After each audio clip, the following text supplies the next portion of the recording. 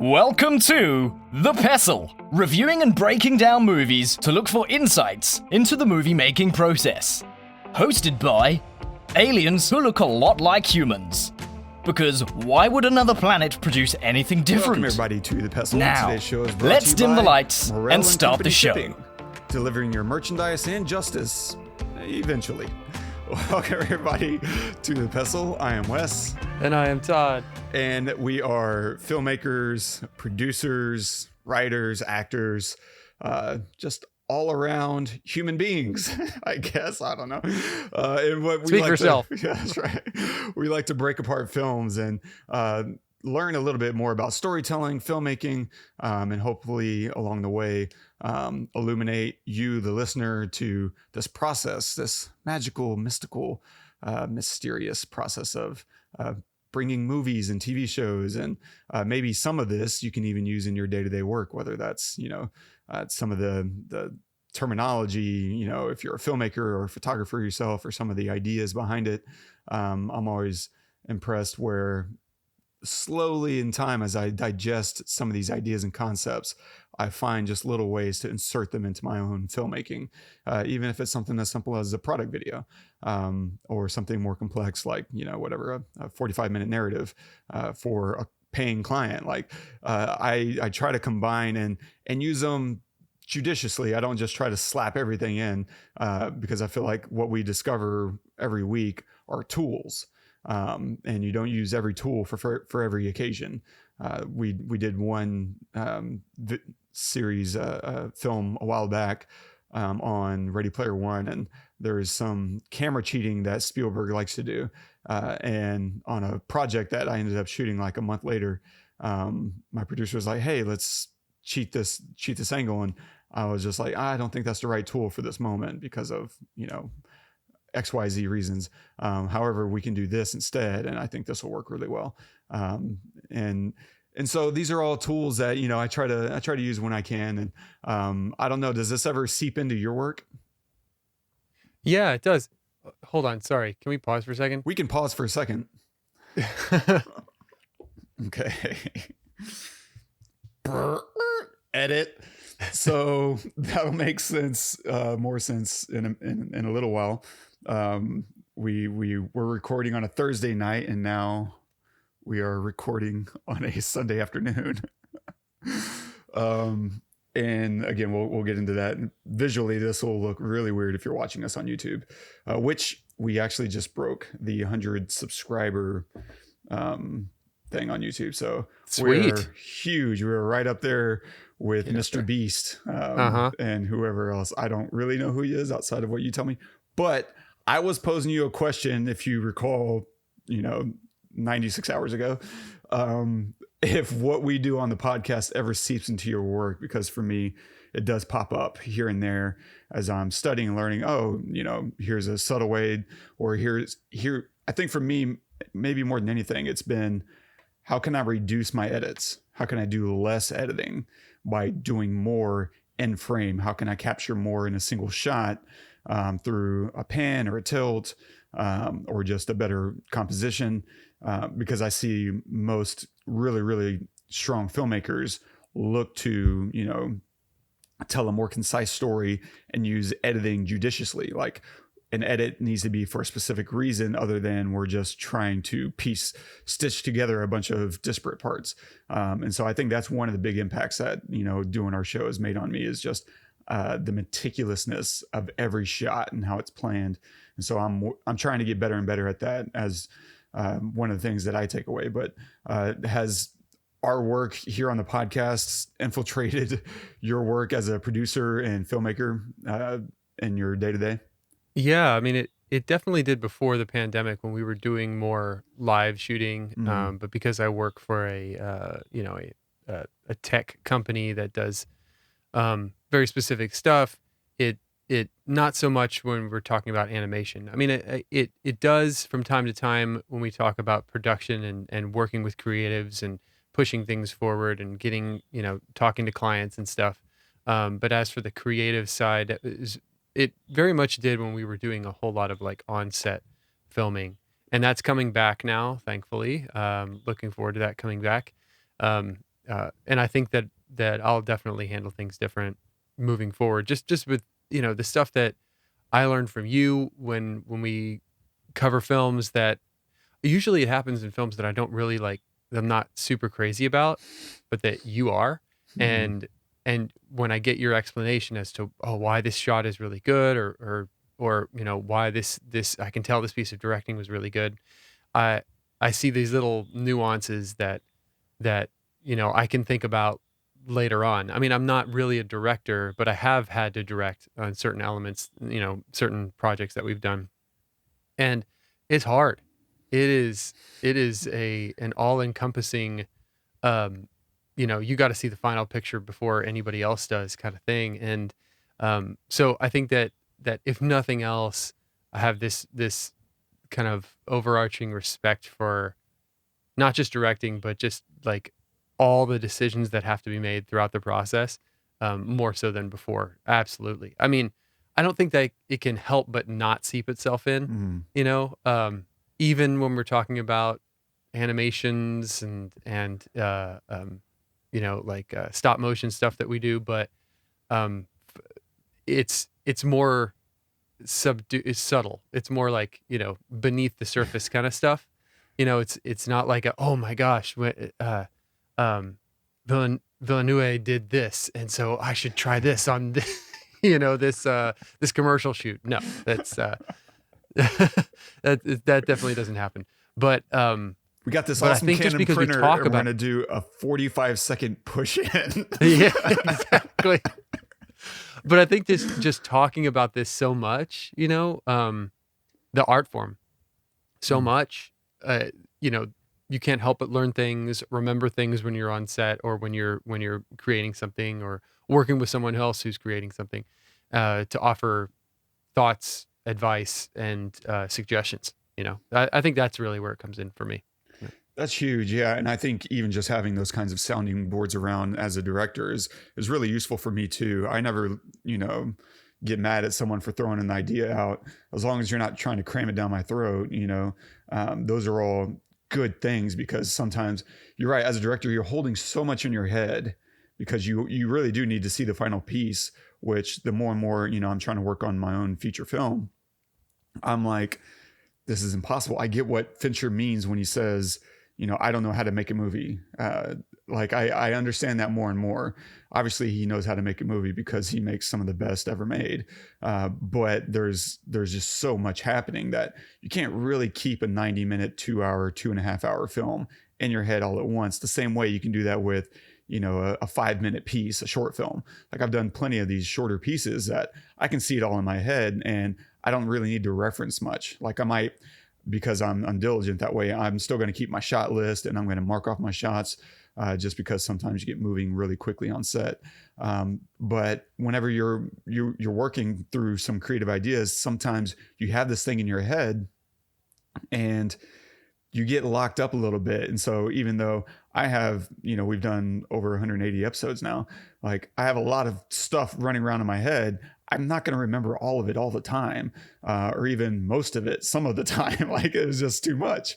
And so having another, sound piece that says, hey, what if we do a reverse, angle here? Would that help tell the story? And it's like, oh, yeah, I haven't even been thinking about moving the camera, but that's a really good idea. Well, actually, instead of a reverse, what if we go really wide and from this other end or whatever? Like there's a million different circumstances, and just having someone else's eyes on set can be really invaluable, because there is just so much going on.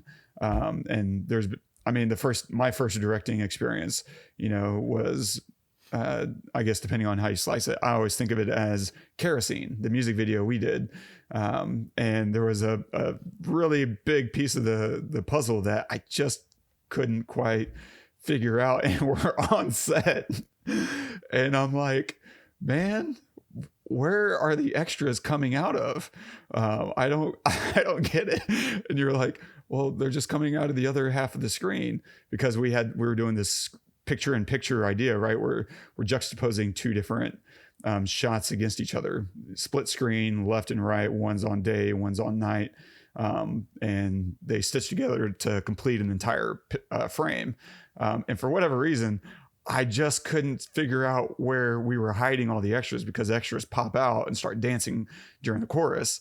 And I'd been focusing on so many other things, like how to make sure we don't mess up the frame and the timing, because we were doing on top of the split screen and on top of the time lapse that we were shooting as the intro, which inverts everything once again.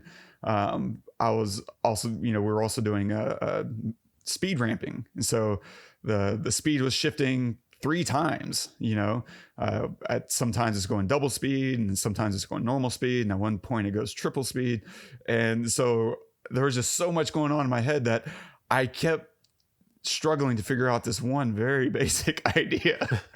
And we're on set, and I'm like, hey man, I don't get where the extras are going to be hiding. You just kind of look at me, you're like, yeah, I mean, I think they're just hiding on the other side of the screen, because we're not showing that side, right? It's going to be covered with the inverted shot that we're going to do later tomorrow. And I'm like, oh, right. I remember that. And it's so obvious. And if none of what I'm describing makes sense, I'll link our music video in the show notes so you can watch the video. But it was just very simple stuff. And having you there on set kept a calamity from happening, because if you weren't in on it from the whole time, like, I don't know what would have happened. But I remember that. That was fun. That was a very where does the T-Rex come from? Yeah, that's right. That's moment. what it was. But that's a good point. It's just there's so much. There's so many decisions, and everything is a decision. Everything is that. It's so easy to get to decision fatigue and miss something. And like, oh, there's a Starbucks cup in Game of Thrones shot, like you're making a million decisions, and, unless you have one person can't make them all. Yeah. Definitely not. That's why there is a crew. Usually that's why you have a set dresser. That's why you have all these people doing their specific jobs, so that you as a director don't have to keep all that in your head. You're right. How do you do that? How do you keep all that in your head? It's very, very difficult. It's impossible. And staying on task is so important. Like, as a director, I really do need to be focused on directing. And I used to look at that as a very, I don't know, narcissistic idea. Like, oh, I'm a director, I should be directing. And I felt really down on myself for, even considering that to be real. Like, I'm not too good to help out and grab some gear. I'm not too good to, grab a water for someone. And then the reality hit me at one point, about a year and a half ago, almost 2 years now. We were making this big 45-minute narrative drama in VR with Ricky, my other producer. And it was the first day on set, and I was trying to do it all. I was like shooting what we needed to shoot. Someone needed something, I would run and fetch it for them. I was just trying to be a good guy and creative collaborator. And then I realized at the end of the day, man, I kind of dropped the ball here and there. I could have done this better. And instead of running and grabbing someone a nice cold water, I should have been focused on what I was about to be shooting. And so I had that conversation with my producer. I was like, Ricky, he was like, how did we do a catch up at the end of most days. And he's like, how did today go? Is there anything you want different? Anything I can do different? Anything you're unhappy with? And I was like, actually, I'm unhappy with myself. I need to focus on directing.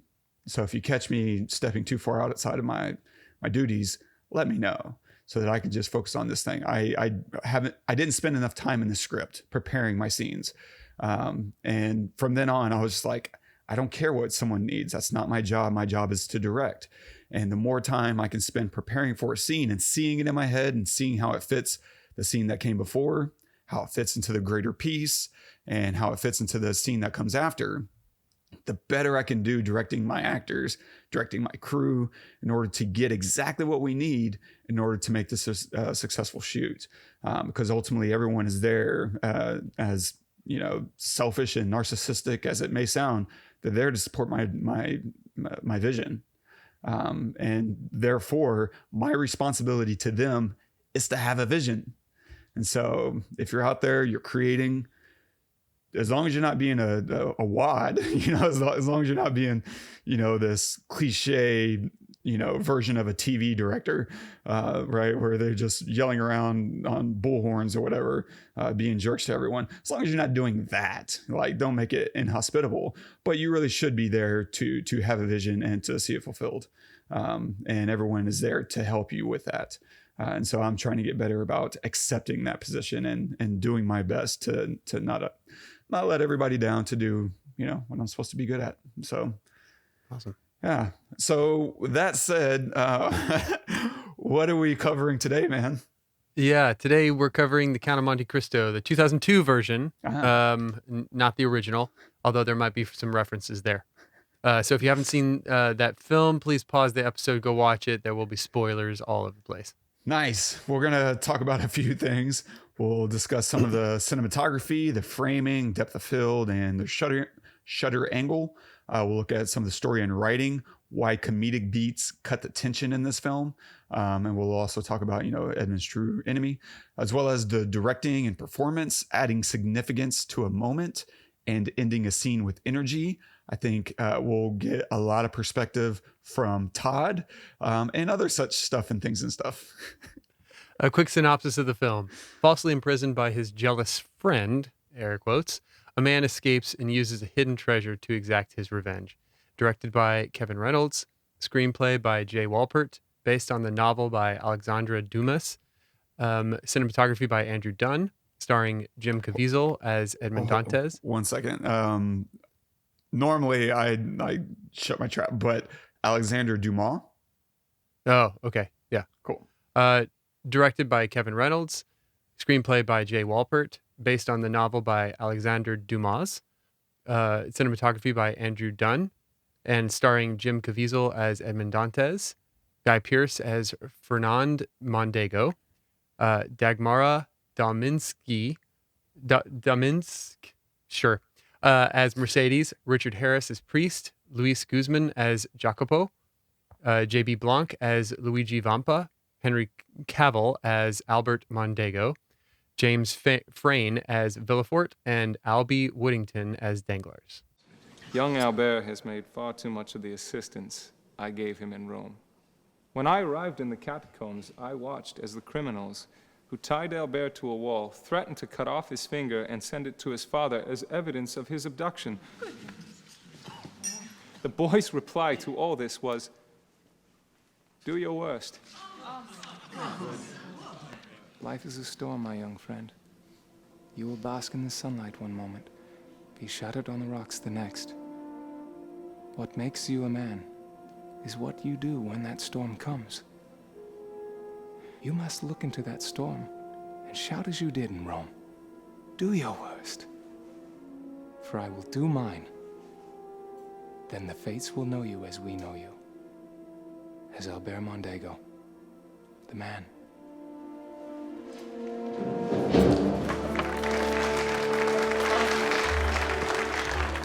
So you had a rather unique experience up until about a week ago. You'd never seen the Count of Monte Cristo. Mm-hmm. And now a week later, you've seen two different versions of Count of Monte Cristo.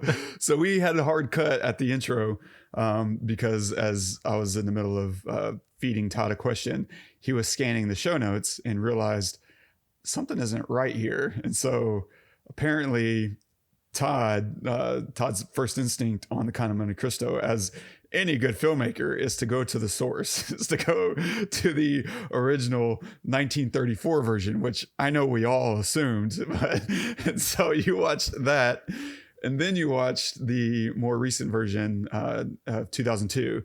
And so I'm curious, I have no idea what to expect. Did that help or hinder the experience? I mean, it hindered it, I would say, but not completely. I mean, I kind of had an idea vaguely of what to expect, but it was different, right? Like, so from the original to the 2002 version, how he like gets revenge on his people is different, right? Have you seen the original? No, I've read the book, and I'll talk okay. about that later. Okay. But yeah. You know,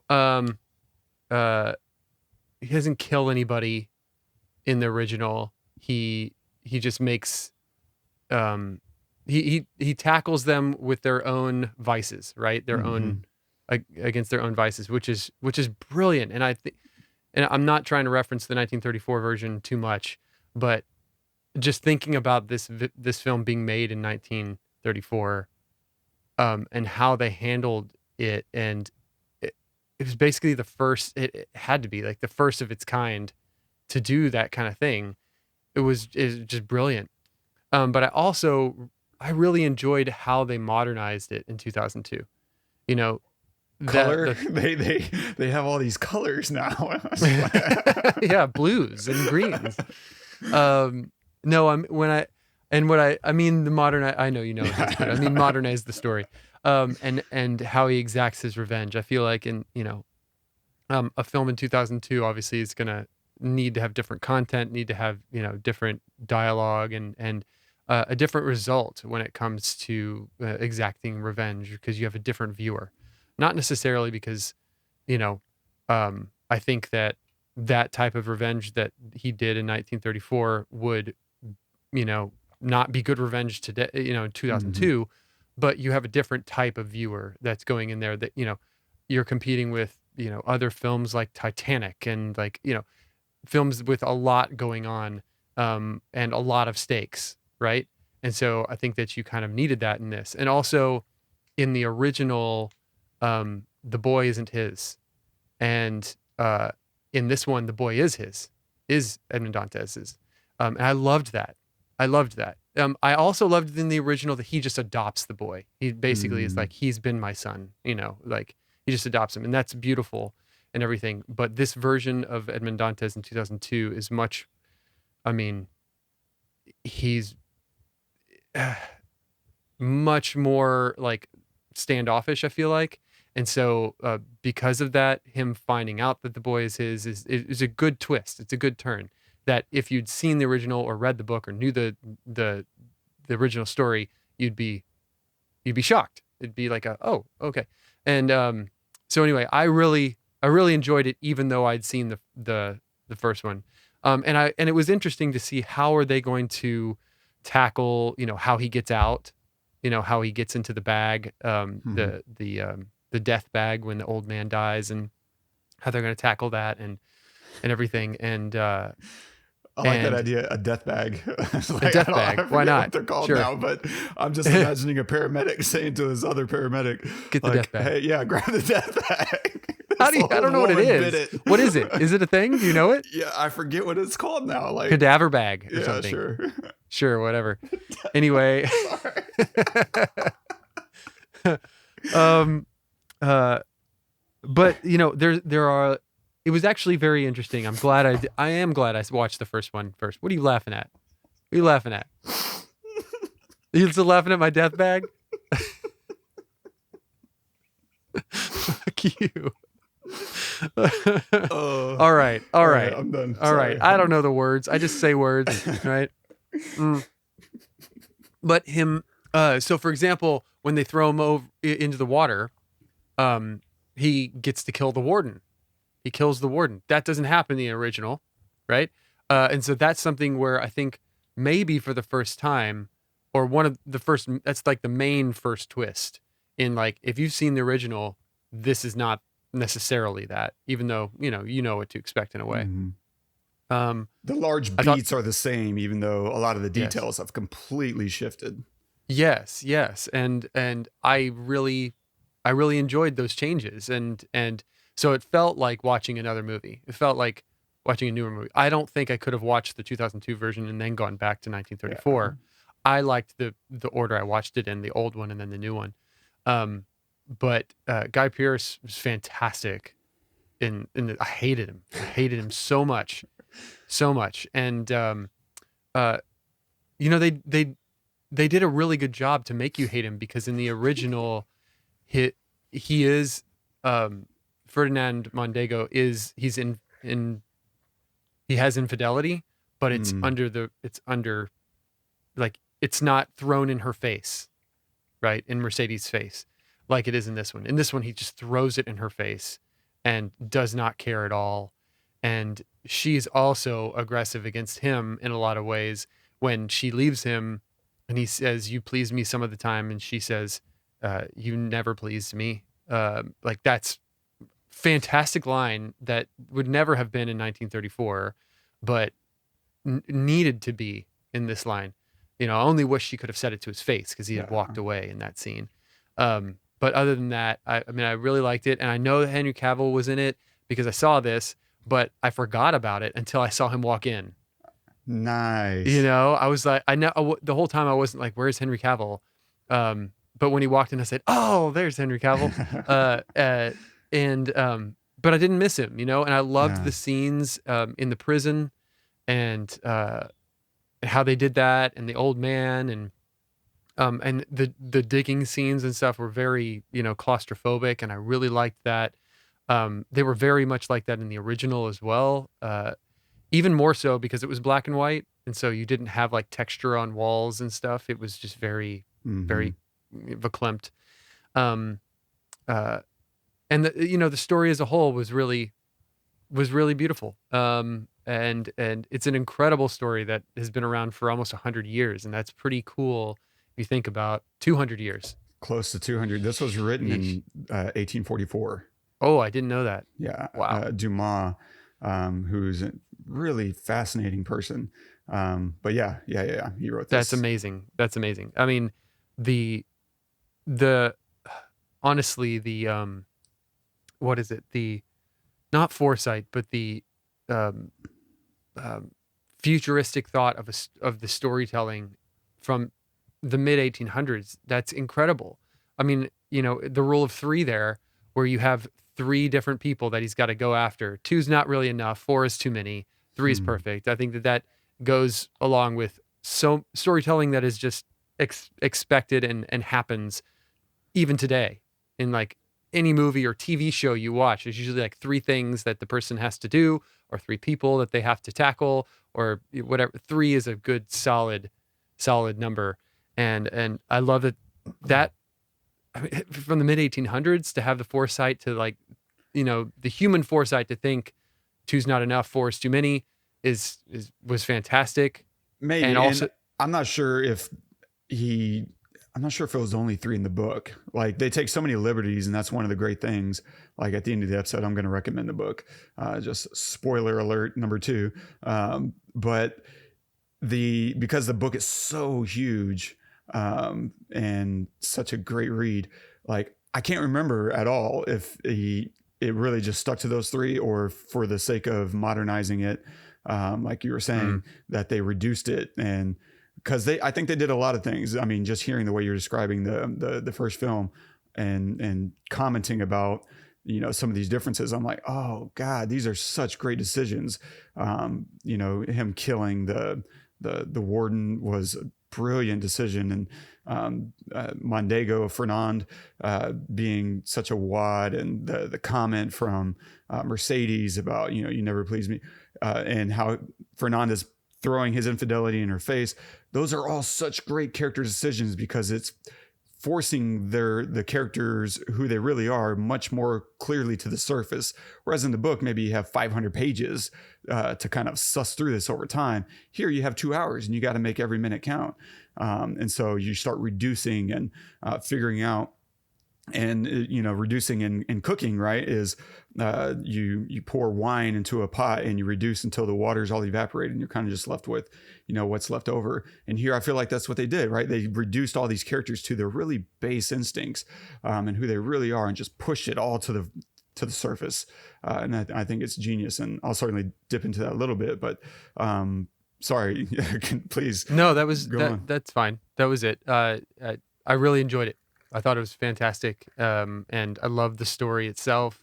I love, and I think you're going to talk about it later, at Edmond's true enemy. I think I kind of know where you're going with that, and maybe not. No, probably more than me, to be honest. I mean, to me, it's him. I mean, it's obviously him. She wants him. His whole dream to get out of that prison and to get back to her is there. It's in front of him, but he can't see it because he's so blind with rage and wanting to exact his revenge, because that's all he's had also, for the last several years, is one of the things. And I guess if you think about it, there's also two ways he could have spent his time in prison. His motivation could have been to get out, to get back to Mercedes, or it could have been to get revenge. And unfortunately, he spent most of his effort, I feel like, plotting his revenge. And so when Mercedes is in front of him telling him, "I love you, I want to be with you," and explains why, because one of the things in the original, she doesn't get married within a month. I mean, I think it's within like 6 months or a year, but she thinks he's dead. But in this movie, she gets married within a month. And we find out that the reason is because she was pregnant.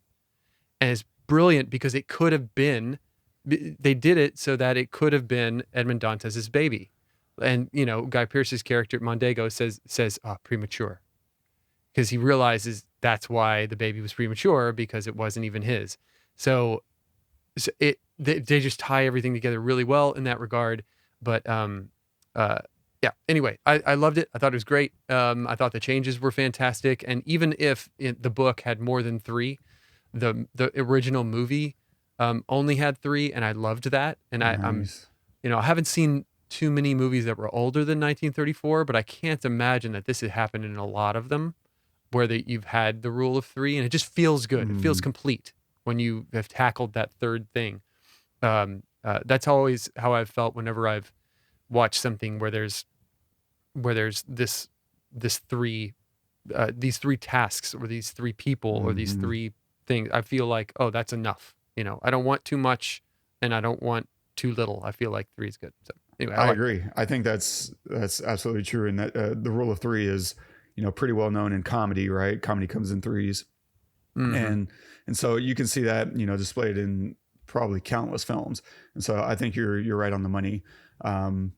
Yeah, for me, I mean, I saw this, in theater actually, and I got to the theater a little late. I was with friends. And so I missed the first, 5 minutes. And so most of that whole island scene, I don't think I saw any of it.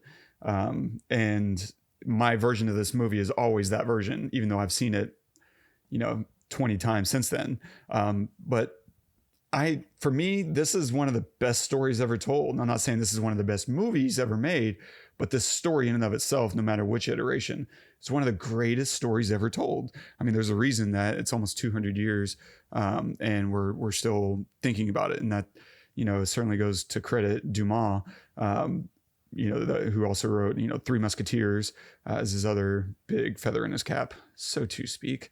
Wow. Yeah, this guy, and he has such an interesting story because he was born he's half black. His mother was a slave on the island that is now called Hispaniola, which houses Haiti and the Dominican Republic. Back in the day was Saint Domingue. And so he grew up probably speaking French. Haiti now speaks Creole, French Creole. And so that kind of ties into his, familiarity with French, and all these characters are French, right? Danglars and Villefort and Albert, Edmond Dantes, and his name itself, right? Dumas. So it's such an incredible story at the highest level, right? It's so satisfying. It's this complete fantasy that we all would love to experience, even if not literally. Just the idea of experiencing it is thrilling. That you're wrongly accused, and you break out of prison to find all unimaginable treasure and use it to plot a revenge. Like that is nuts and bolts, absolutely incredible. I would imagine like Treasure Island was inspired by this, and this is such just a brilliant idea, and who knows where it came from, and maybe there's some history behind that it'd be fun to look up, or maybe it's already in the book that I read, and I've just forgotten. But it's just a absolutely genius, film. And I think this iteration, because I've seen this film, a ton of times, and then I went back and read the book. And that's such a satisfying experience because it is so different. There is so much more going on, and it's the details are all mixed up. And so reading the book is its own satisfying thing, even if you love the film. But so I don't know. I'll jump into a few things because I think some of the other stuff I want to talk about is in the notes. Like cinematography wise, framing, they do a lot of wides, a lot of mediums and medium wides, right? Deep focus, so that almost everything in the frame is in focus or at least close to it. Not to say that they never go shallow. There's scenes where they're shallow, like the dinner scene that I played where he's given the toast. That's very shallow, right? We're now entering into the inner worlds of Edmond, Albert, and Mercedes. And so they put them all very shallow against the rest of everyone else because you don't want to draw attention to the people around them when the focus is supposed to be on them. And so they do use some shallow depth, but for the majority of the film, we're pretty deep and wide. And that's in order to let us see and feel the setting. And so the framing itself isn't necessarily beautiful, but really it sets you in the era and allows the set design and wardrobe to shine. Like I cannot imagine, I would be heartbroken if they didn't at least get nominated, if not win the Academy for, wardrobe and set design. Like 2002 is, I can't imagine anyone else is doing it better in 2002. This is, I think, some of the best wardrobing, ever. And even in the interior shots, as far as cinematography goes, with like a window, there's this scene with Villefort. I think it's where he's talking to Mercedes and she's pleading with him. And Fernand is over here acting like he's never met him. You can see the city behind him through the window very, very well. It's not like overexposed. It's like perfectly exposed, blue skies, the landscape. You can make out all the details in the back. And that's obviously intentional because it requires a lot of light to get the exposure, even with the exterior, and to get the aperture wide open. Like you need a ton of light for all those things to be true, or the aperture to be stopped down, closed down, not wide open. Stupid note. Bad note. Napoleon, as far as framing goes, Napoleon, when we meet him, is such a good shot because he's shot from this really low angle and he's towering over us as he stands over Fernand and Edmond. So like in every way that frame makes sense because that's his position over our characters, but also more symbolically, that's how significant he was at the time. That's Napoleon Bonaparte. Like he's bigger than life, even though he was only 5'6", which isn't that short, but modern day ideology, we make it sound like he was 4'11", but he was 5'6", probably around average for the time. But he still stood taller than everyone because of his importance to the world and to France in specific. His story is really fascinating. He's got a lot of interesting stuff. In fact, you should go listen to our episode on Bill and Ted to hear more about Napoleon. But the framing, continues in the prison, right? A lot of wide angles help to squeeze the prison walls in on us because the longer frame may add a sense of space and freedom due to the depth of field and less texture around him. No, shoot wide, shoot with a very small aperture to make everything as in focus as possible. And now they're like clumped together with the background. And now we feel prison. We feel their claustrophobia and how little they can move around. It's just good filmmaking. And it's also to make sure, that we see the era, right? We need to, this is a period piece. You want to make sure you always are rooting your audience in the era, and shooting wide and shooting deep allows that to be more of a reality. It would be almost a shame to shoot everything shallow with such beautiful sets and wardrobes and all these extras who are also decked out. Now it's not to say that's never a good idea to shoot shallow in a period piece, but in this film, it makes complete and total sense given the era. 2002, so to speak, not necessarily just the period itself. Edmond, there's the scene early in the film whenever he escapes, he's about to get arrested and he manages to escape. and he runs to Mondego for help. This is a really interesting scene because he's in the house, and the interior of the house, you can feel like it's morning, that it's dawning. And that's because, he just rode all through the night in order to get to Mondego. And so they just did an incredible job of making it feel like dawn on the inside of a house. That's insane. And so the house is a little underexposed. They hazed it, right? And it gives it this misty feeling, this misty quality, almost like the mist has invaded the house. And it's just a really great effect to feel the time of the day that it is, that they didn't necessarily have to do, but was genius in helping pull off the full effect. One of my favorite moments in the film is it's kind of stupid, but it's just the match cut whenever we're looking at Villefort and Edmond is about to tell him exactly why he's done what he's done. Like, I got your number, here we go. And so we start in the spa, and then we do this match cut back in time into Villefort in his office. And they have this like gunshot that takes place as the sound effect transition. And so it cuts from a close-up of him to a close-up of him. And so a match cut or a match frame is where you're trying to match an element, or maybe even all elements, in rare cases, from one frame to the next. And so even though we're jumping not just across locations, but across time, this is a flashback. They're using his head as the transition point to tie these two things together. And so that's a match cut. And the match cut steals its name kind of from, whatchamacallit? My God.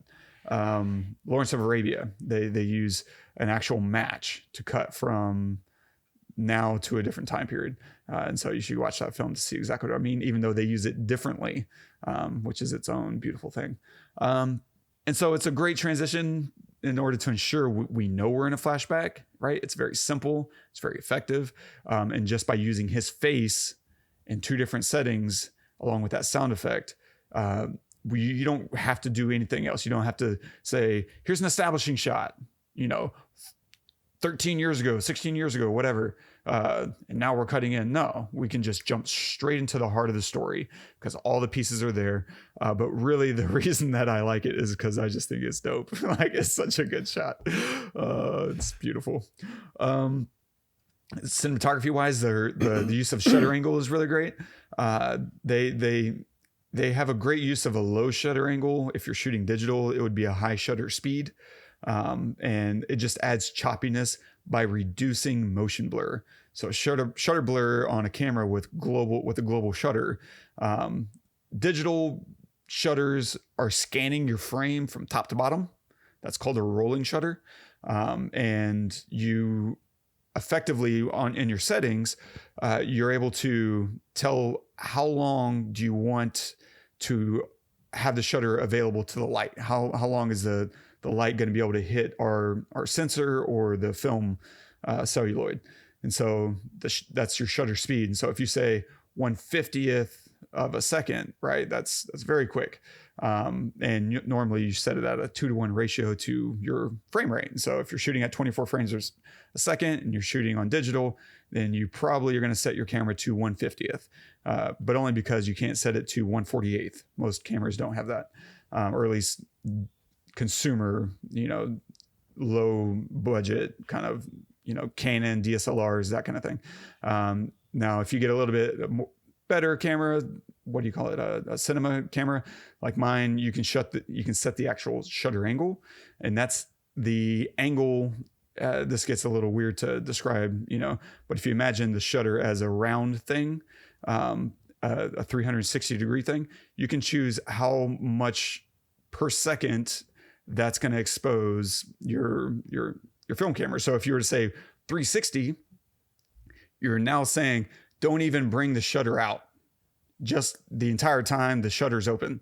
And now the only real difference is how fast the film can shoot through the gate, how fast. And if you have I don't know what that would be on whatchamacallit. I don't know if there's a 0 shutter speed on digital.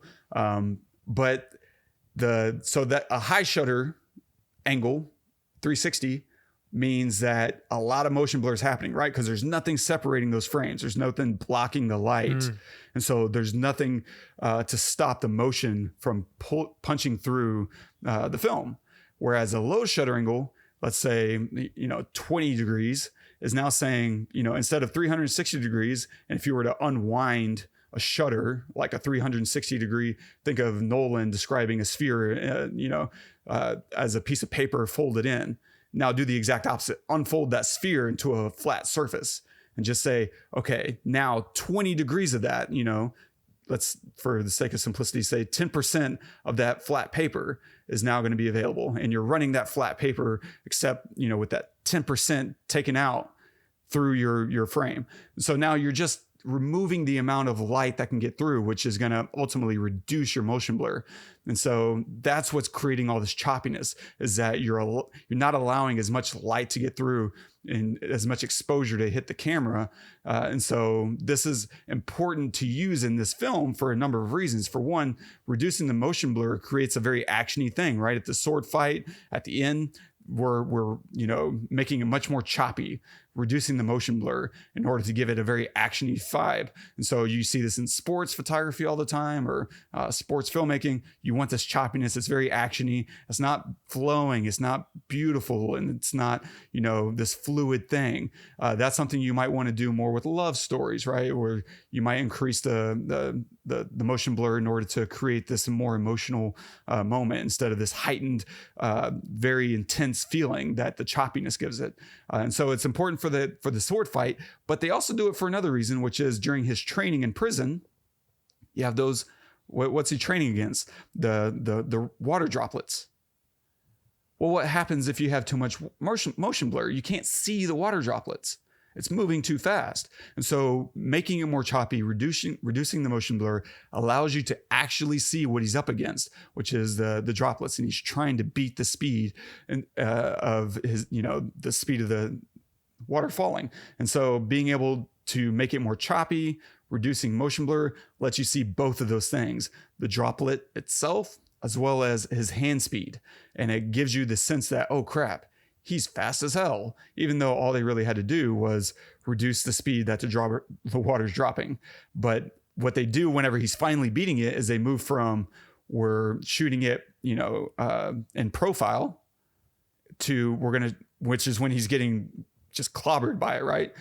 His hand is just getting all wet. And then we go from that, and where profile, it's fast, it's going really, really hella quick. And then we shift to this down angle, right? We're above him shooting down.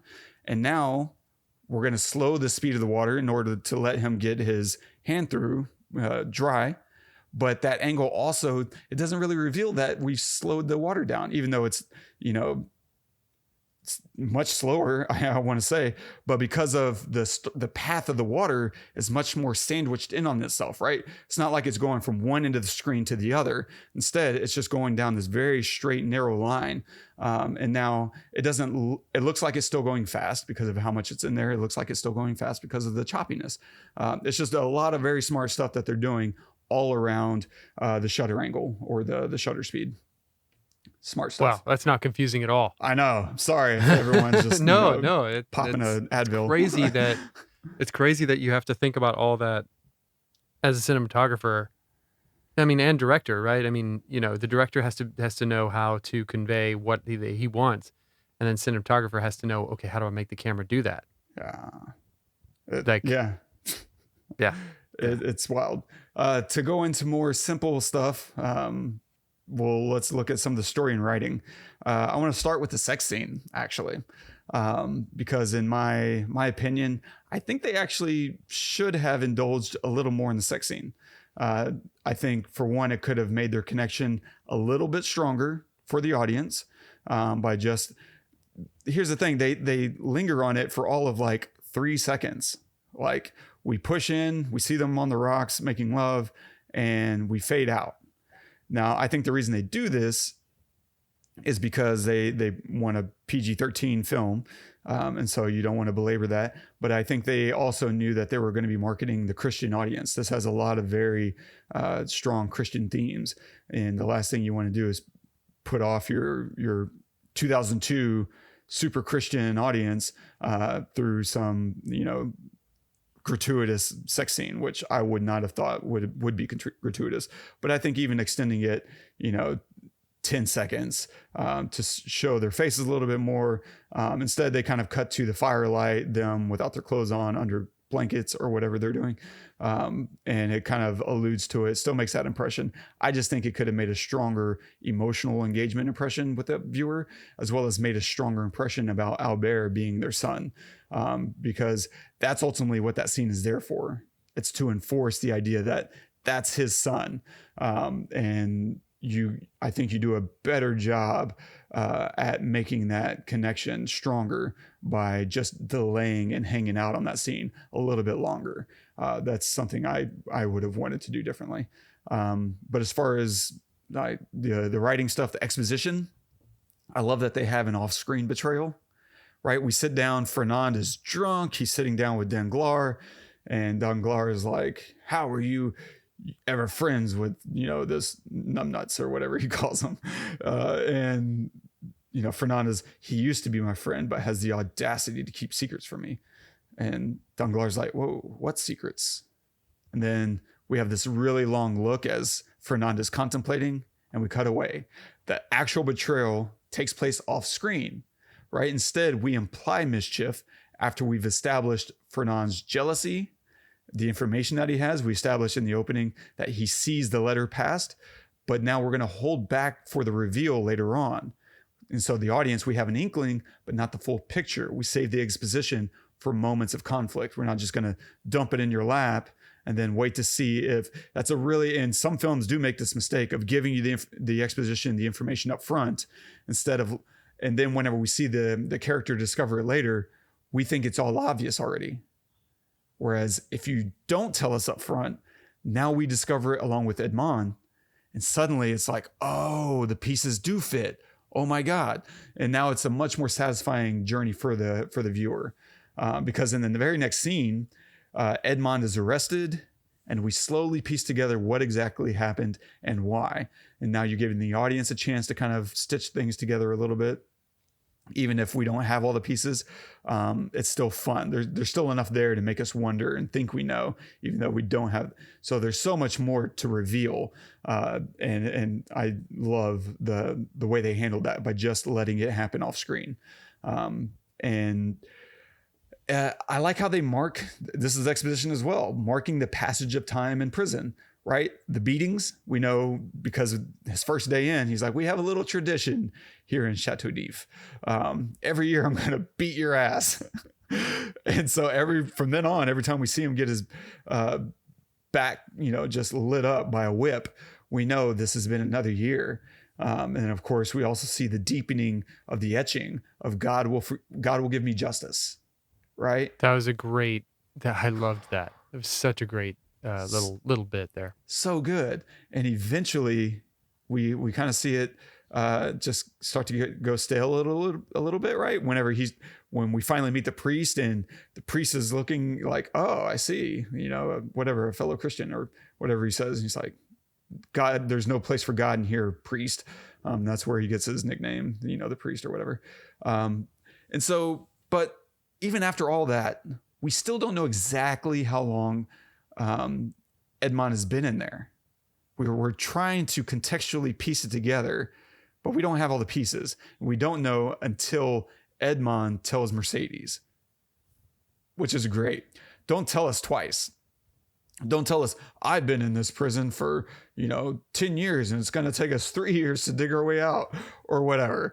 Like, you're giving us enough, but we're trying to piece it together and we're having trouble. Don't tell us twice, tell us once, but make us wait for it, guessing and trying to piece it together for ourselves. That's also a much better delivery of exposition and a better experience for the audience. Morel himself later on is used as exposition, that Edmond is unrecognizable to his friends. And that's key, right? Edmond leans forward, clears his hair from his face, and he smiles. He's waiting to be recognized, and nothing, right? We cut to Morel, and he's like, what the F do you want, bro? You just woke me up out of the middle of the night. And he's like, you know what? You told me what I needed to know. Edmond Dantes is dead. And so that whole sequence establishes why he can carry out his fake identity. Because if one of his, closest friends or whatever, someone that was so important to his life, doesn't recognize him and was even willing to get up in the middle of the night and discuss him, like that says something. And so he now feels like, wow, I really am dead in this world, and is able to go and start executing his journey, which is an interesting journey. Edmond begins as a pure spirit. He's innocent. He's earnest, right? Even Villefort kind of lays it all out. He's like, no, it's you that's innocent, foolish and innocent. I believe these are the worst charges that could be leveled against you. And so that is kind of the stakes of the film. And it's what you were talking about earlier about his true enemy is himself, because Edmond is, what we're really fighting for is to keep this image of Edmond, because the real stakes are losing our Edmond forever to revenge and bitterness. Edmond escapes, and this is exemplified very early on. And this is why I think that decision to kill the jailer is so important, because Edmond escapes, and his very first act of freedom is revenge. After just having been told by the priest, don't use this money, don't live in revenge, don't be that person, the very, very first thing he does is kill the warden. And the warden was ready to just run away. He was like, hey, I'm good. Like, he didn't want none of that business. Instead, he goes after him despite the charge that he was given by the priest. And then, of course, he gets, to the land. And the first thing that happens, right, is he demonstrates everything he's learned from prison. Also part of his journey, right? He gets on the beach and he has to fight Jacopo. And so what do we get to learn? He demonstrates his fighting skill, right? Versus Jacopo. He demonstrates his wit to save his own life and earn a loyal friend, right? This is a completely different, foolish and innocent person. Now we're really learning who he is now, because that whole sequence of him escaping prison, that's very symbolic to his character. Edmond Dantes is dead. Right? It's very Christ-like in one sense. He's buried at sea, and the person that comes out is a very different person. And so we're demonstrating who this new person is. He's full of revenge. He's full of wit. He's full of fighting skill. And it also demonstrates, though, that he's not interested in indiscriminate killing, just people who have wronged him. Revenge, which is his ultimate test. Now, moving on to the comedic stuff. I like the use of comedy in here. It's comedic beats help cut the tension, right? Early in the film, or at least halfway through, whenever he meets the priest, he tells him, right, there are 72,514 stones in my cell. The priest looks at him and says, but have you named them yet? Yes. Like, you think you've been here a long time. No, you haven't been here a long time. And that's already such a good line. But the response is so much better, because Edmond looks at him and then he breaks down and weeps. Like, he's like, oh God, I'm going to die. If I could just say one thing I was thinking about while watching that whole scenario was that, and all the prison parts were, that it's really hard for a film to make you feel the passage of time when nothing happens. Do you know what I'm saying? Mm-hmm. So like it's as a viewer, I can watch them digging. I can watch him learning from the old man. I can watch them plotting. But it's very hard all the way up until that to understand. I mean, I get, okay, he has a beard now. I understand, but to feel the absolute, boredom and just nothingness of being there for however many years before anything happens. It's very hard to do that. I don't necessarily think this movie actually did that. I'm just making a statement of, agreed. It's something very hard to do. And it's something I think that most films don't really want to do. They want to just get through that, let it's been a long time and move on. But I would be really interested. I mean, I think there are some movies that do that really well, that I won't mention, but that is the movie then. The movie is that experience, of the nothingness of the passing of time. And they're hurtful and painful.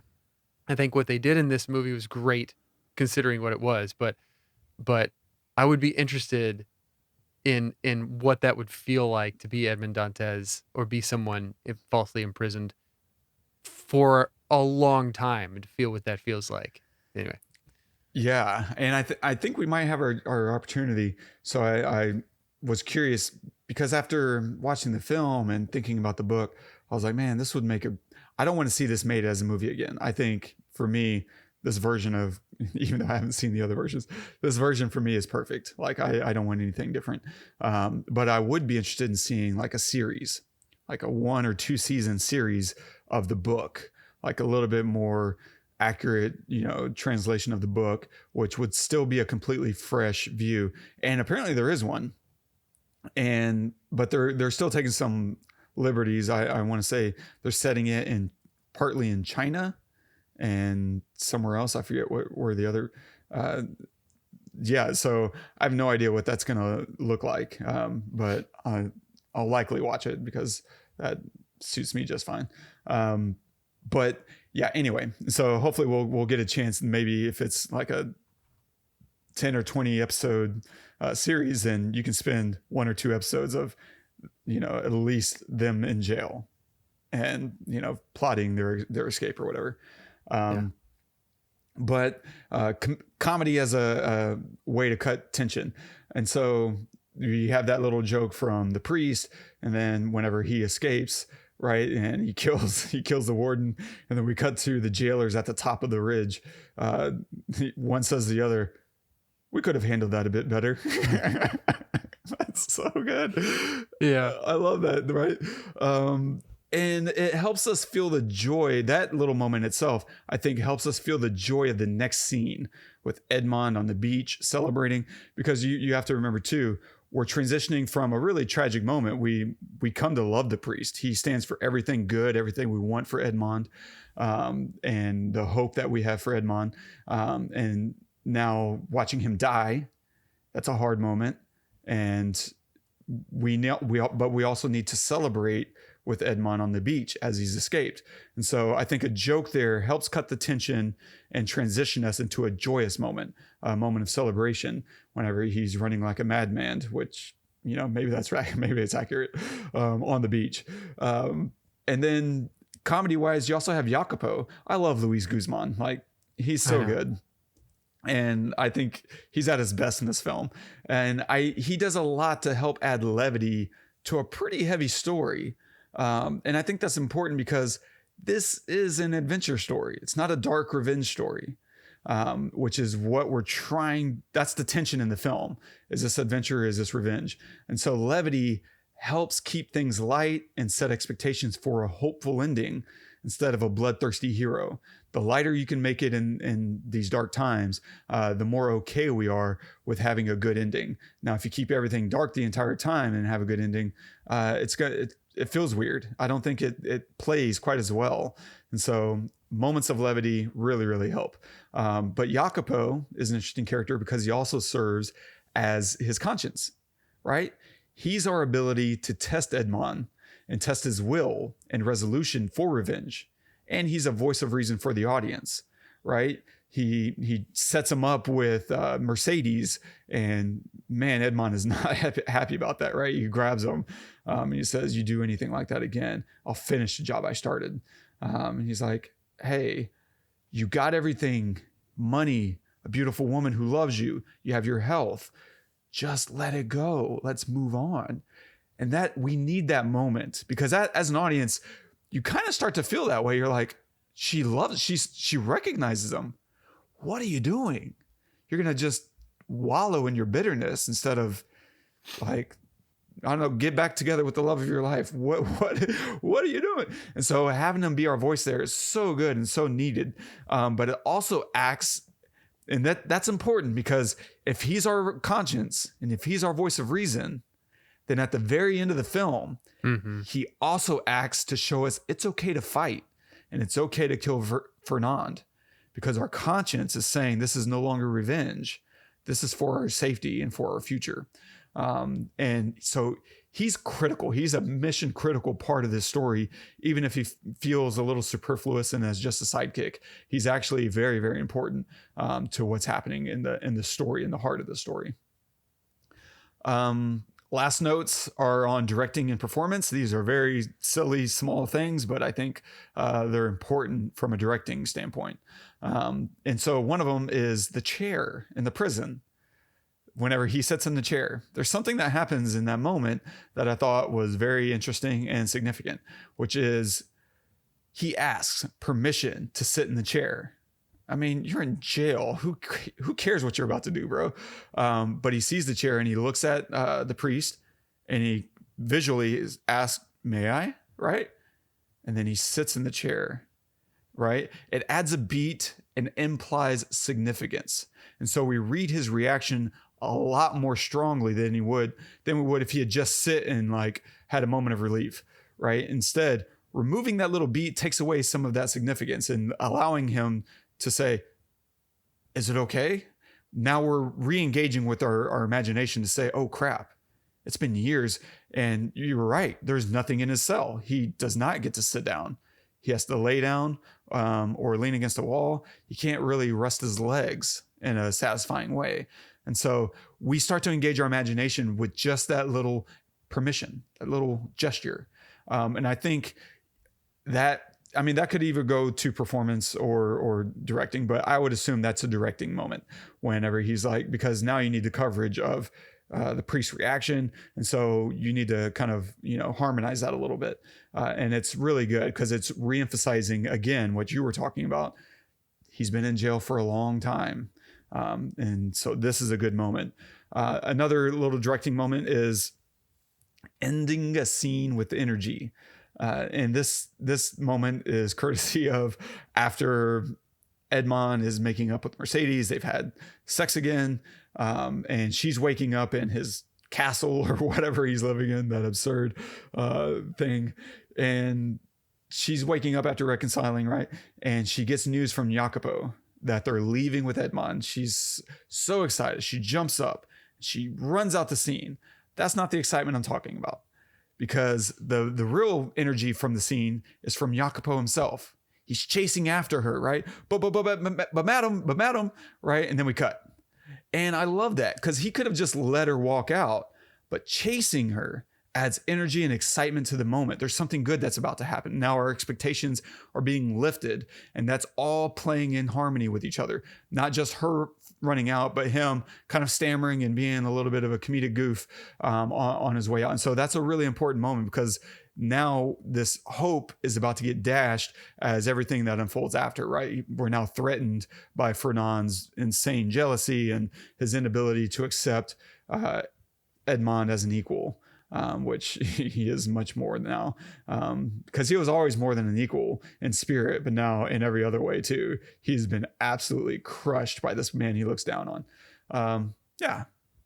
I think that's a great point. That scene, I'm imagining that scene of her running out excited without him chasing her, and it's much more bland, but I think it adds the joy to her that she's experiencing, that he's trying to slow her down and she will not be slowed down. Mm. She is not going to be slowed down by Jacopo, who's saying, hey, wait, put on your clothes. She like, wait, and keeps trying to get her to slow down, and she will not be slowed down. I think that's I didn't even spot that. That's great. Good point. Nice. Yeah. I mean, that's all I got. Nice. So do you have a favorite version after watching both? Are you with V, or are you good with the updated version? I mean, just because it's really hard because I like them both for very different reasons. I can absolutely see, had 2002 not come out, had there not been an updated version, I would absolutely adore the first version, the 1934 version. I feel like you need to go watch. Is it Depardieu? Because there's so many versions of the Count, and so I feel like you need to go watch them all now. For me, I know. I agree. I agree. I guess the point is that the original or the 1934 version is amazing. For it being 1934, it's a little harder to follow. They talk really fast and they say a lot of things that you need to catch, but for it being 1934, it's absolutely it's amazing. It's absolutely amazing. But I do enjoy the changes that they made in 2002, and I loved it. So I can't really pick, to be honest. I mean, I think if I had to pick, if you had a gun to my head, I'd say 2002, just because I identify with it more. Yeah. It's 70 years later, but I still enjoyed the original 1934 version. Nice. Yeah. Cool. So, what are you going to recommend? Do you have any other 90-year-old films that you want to recommend, or not 90, Okay. not 90, but a good 40. All right. Well, okay. So what I want to recommend this week is not necessarily a film as maybe a body of work, kind of. For whatever reason, I think just from watching the 1934 version, I kind of like started thinking about darker films that I enjoyed as a kid, and then that got me down this kind of trail of dark movies for children. And so I wanted to just recommend Don Bluth as a general, filmmaker, writer, director, whatever. I mean, American Tail, Land Before Time, Secret of Nim, All Dogs Go to Heaven. I mean, these are films that, like, as a kid kind of shaped me in a way that I didn't even realize it, because, as a kid, and I think we've talked about it on this podcast, it's really hard to identify emotion, and not just identify what that emotion is, but then how to deal with it. And I think that what he did with movies like that was give kids an outlet to feel scared, to feel loss before Pixar. You know what I mean? Before, because I think in Pixar movies, like, somebody dies at the beginning of all of them, and it's so emotional. But in it, it just the darkness of his films, allowing them to be dark, his animated films, allowing them to be dark, allowing bad things to happen, but also allowing a silver lining, even around this kind of like darkened theme, just made it okay as a kid to feel like things don't always have to be hunky-dory, and that's okay, because you don't necessarily know that it is a bad thing until later. So I recommend Don Bluth. Nice. So, as promised, I'm going to recommend the book, Alexandre Dumas' The Count of Monte Cristo. There's so much different between the film adaptation and the novel that I think you can still have a very fresh digestion, right? Of this story, and so many wrinkles. And the book is so interesting because there's so many cultural things that takes you a while to understand, and that because there's all these weird little moments where they negotiate trivial things that to us is just like, why are you talking about this? So as an example, in the movie, right, he's gonna give the toast for Albert's birthday, 16th birthday. But before giving the toast, he makes this elaborate, gesture about why he's giving the toast instead of Fernand, right?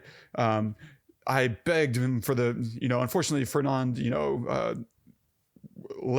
I begged him, blah, blah, blah. And so in a similar but much more belabored way in the novel, there's all these little cultural things that happen when someone is like answering the door. Someone comes to the door, and they have all these little witty repartees, and that's very like I don't know, of the time, right? Not jousting, but I don't know. What do you call the fencing? Like, there's a lot of fencing going on in this time frame. And so there's a lot of verbal fencing that happens. And so if someone is let into their house by like the maid or the butler or whoever, servant, and then they have to wait a minute before the host comes and greets them in the foyer or whatever, it suddenly becomes a conversation about why didn't you answer the door? And it's really fascinating because, like, oh, you see, I couldn't answer the door because I was too busy making preparations for your meal. Oh, well, if you were so busy making preparations, why weren't they ready before? It just becomes this, if you were expecting me at noon and it is noon, it's just so, it's so fascinating. And by the end of it, it's really funny and endearing. And it, in some ways makes you wish for a time whenever there was such, attention to detail on how we treat each other in the small ways. And so, yeah, I love the book. It's incredibly readable for a film almost 200 years. It's 180 years old. And it's still incredible. As opposed to, there's other works that are very hard to read for me. Basically all the women are way too smart in this era. Like Mary Shelley and the Brontes. I just struggle because they're so dense in their writing. They write 200 pages that could have taken up 500, whereas Dumas writes 1,000 pages that could have taken up 200. Like it's so good in such different ways. And he's a genius because I don't know how he thinks up some of this stuff. But anyway, read the book. Incredibly worth it, I think. And stay tuned for next week when we are going to be covering The Batman. Now, Todd, this is the new one. I know. Not the Adam West version. Leave me alone. Got it. Not the Adam West version. Got it. The Batman. There hasn't been a The Batman yet. There hasn't been a The Batman. So don't forget to subscribe if you're enjoying the show, and drop us a review. Apparently we got a review coming on Spotify. I don't know how to see those yet. And so Charlie the Parasite, that's forever your name on here, bro, has said that he dropped us a review on Spotify. And so I can't find it yet, or it hasn't propagated to their system. And so I'll be keeping a lookout for that. And if you want to comment on this episode, you can do that at thepestlepodcast.com/The Count of Monte Cristo.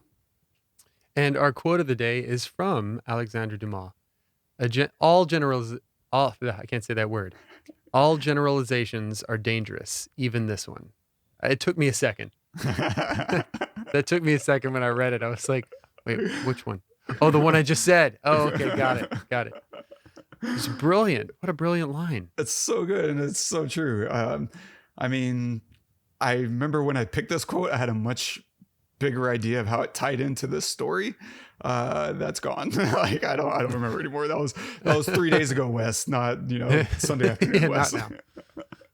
But I'm not a fan of generalizations in general, because I think it's so easy to box someone in, and to not see them as the person they are. Instead, if you can clump them together, whether it's as a group, or just make your snap decisions and move on with your life, we as a society really enjoy that. We enjoy summing someone up, putting a label on it, and shoving it out of sight. But it's so much easier to move on with your life if you don't have to deal with complexity. And everything in life is far more complex than we make it out to be. This is one of the dangers of the world and of news media. I was watching this really old clip the other day from Noam Chomsky. I want to say it was Noam Chomsky. And he's talking about the problem with the media. And especially like news, because he's like, man, if you go on to a news, to whatever, CNN or Fox or whoever you like, you go on into one of these segments, and you're having a debate with someone, right? How there's only so many things you can say. You have to stick with general convention, general wisdom, in order to get your thoughts across. Because if there's 2.5 minutes between commercial breaks, you can't throw out something crazy like, why do you think they crashed planes into the 9/11 towers? You can't say something like that and unpack it in the 30 seconds of time that you're allotted. Instead, you need to say, yeah, that's evil. No one should ever do that. Well, yeah, no shit. Like, that's not really exploring the complexity of the situation, though. And life is always going to be more complex. And so generalizing is such a dangerous way to digest the world. It's one of the reasons why I don't watch, broadcast news, is because you're never going to get into the complexity and nuances of any topic.